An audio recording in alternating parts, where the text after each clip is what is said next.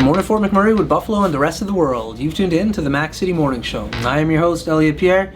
We're going to start today's episode off the same way we start every episode off, with a moment of gratitude. I know you could be doing a million other things with your time, and the fact that you spend it with us truly does mean the world to me. So thank you. On that note, Tanner, hit it with the intro.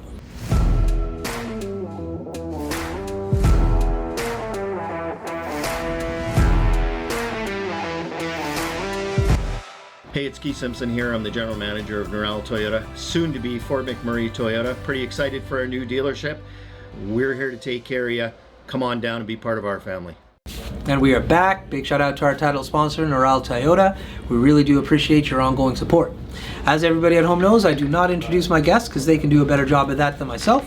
So sir, can you please tell everybody at home who you are and what you're about? Well, my name is Sam. I work with Print and Platen as part of the sales team and part of the promotional product kind of association there, whatever it is you want to call it. We help companies and businesses get products like some of the stuff that you see here, shot glasses, water bottles, you name it.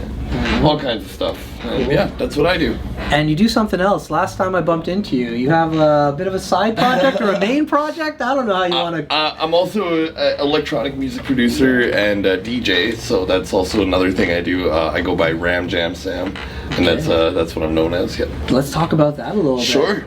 Yeah, I've been making music for, 12 years now. Just producing music on the computer, just doing stuff like that, little beeps and bops.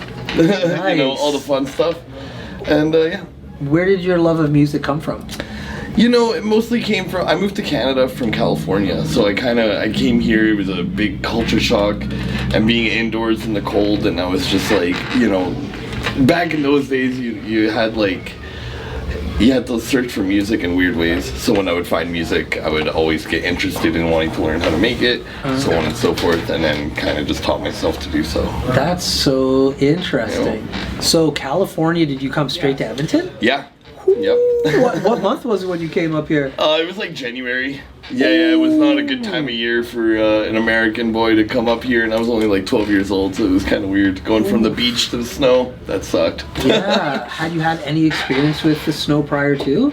Maybe once I went to like Lake Tahoe, which is just like a mountain in California and / Nevada. Yeah. And I got snowy there, but nothing like what it is up here. Fair enough. Yeah. So then when you came to the snow as a 12-year-old, I have to assume, you were doing some form of sport activity. You weren't just going to become stagnant in the house. What did you gravitate to when you got to Canada? It was basketball. I liked basketball a lot, but that was like, in California we'd always do outdoors basketball. Right. Coming here, I had to go into gyms, YMCAs, and things like that to play until it was summertime.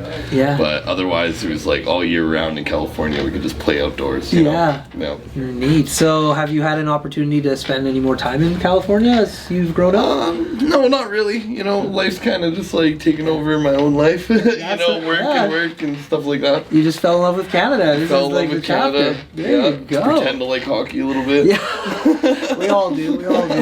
It's one of those things, like, growing up here, I have no choice but to watch hockey. Oh yeah. You have to watch it, and so you get into it. That being said, is it my favorite sport? It's definitely not my favorite sport, but as a Canadian, I'm like, yeah, I'll watch hockey every once in a while. Support. Yeah, that's exactly it. Especially like this last little playoff run that the Oilers went. You're just like, you got to be patriotic about that a little bit, Yep.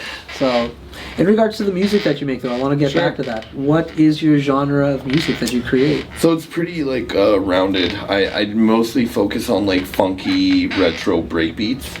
So stuff like that's really inspired by like old video games and old funk music.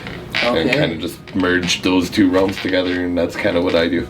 Okay, interesting. So, I was just watching a interview on Drink Champs with Warren G. Oh yeah. And so, funkified, like the whole G-Funk era. So is that when you say funky, are you going with those California kind of lowrider things? Some of it can be a little bit more fast-paced in my realm. Okay. It's kind of in the same like tempo as what you would find in house music and things like that. Okay. So it's a bit more dancey, whereas what you're describing is a bit more like laid back. Yes. Yeah. Yes. Okay. I like my favorite thing about talking about music is how people like try to explain it. Because sometimes beep boop boop or I like that wah wah wah. Like, that's just, Yeah, mine's right in the middle of both of those. Yeah, that's really cool, man. Yeah. So there's a big difference between a producer and a DJ. Yeah, there is. Where are you falling? Well, I'm right in both realms. I produce, I also DJ. Yeah. I've DJ'd a lot of big festivals around Alberta and BC. Okay. And I've been producing since I was just a teenager. So I've been doing both. I play my productions in my DJ sets. Nice. And I also play songs that are by other artists that are not my productions. So, Right. yeah, best of both worlds, I guess. Yeah, no doubt. It makes a difference. Yeah, it does. Yeah. And I wasn't always like that. I started off as just DJing, and then when I started producing, well, like I've been producing, but then one day I was like, I should start playing my productions in my sets. Yeah. Yeah. And so you've obviously been doing it for a long time.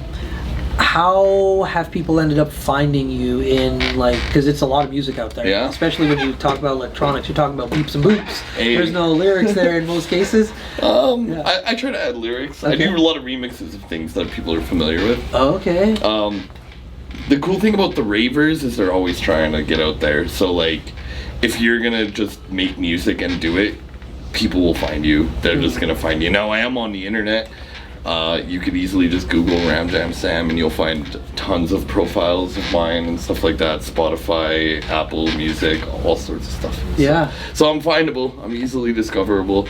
But yeah, when it comes to like the shows and the local community, they're very supportive around here. Yeah, that's especially in Edmonton. Yeah, no doubt. That's very cool. Now, how did you find yourself collaborating with these guys? Well, it kind of goes back. There's a few stories there, but really, I've known Marcus for a long time, and we've just kind of he's part of the music scene as well. He does his own thing called From Scratch, which he's big into, and I've kind of known him through that as well, through this shop, just from old projects, and then when he had an opportunity for me, I kind of jumped on it. Yeah, very cool. And so some of this stuff that you guys make and produce, have you incorporated that into your DJ world at all? You know, there have been a few projects that have come out. Now, I'm also a designer, graphic designer. Okay. So I do logos and stuff like that for some people. Yeah. Sometimes I do like some artwork and things as such. Yeah. So some of that has come through here. Just recently I did a project for a indigenous rapper called Pursue.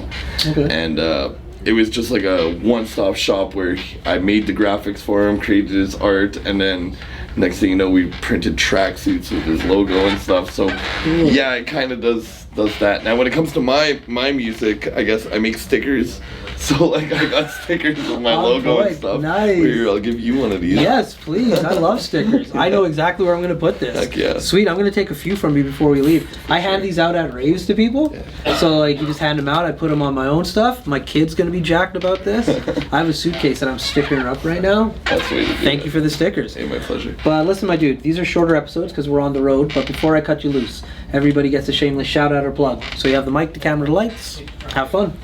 Ram Jam Sam, just Google it, find it anywhere. My designs is SE Designs, otherwise known as Sam Eid Designs. My name is Sam Eid. It's been a pleasure. There we go. Well, for McMurray with Buffalo, the rest of the world, that's been another episode of the Mac City Morning Show. From the bottom of my heart, thank you very much for tuning in. Big shout out to our title sponsor, Noral Toyota, as well as Carrie from Patchouli Rose, and the beautiful people at Coldwell Banker. Hope everybody at home is having a great day, and we'll see you tomorrow. Peace.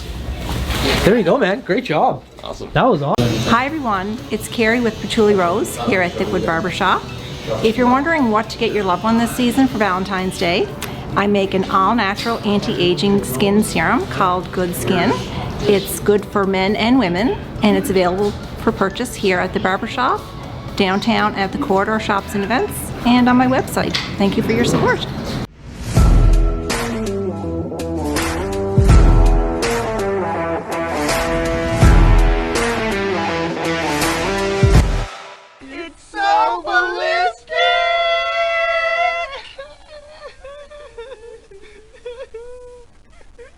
Talk about quenching your ugly thirst.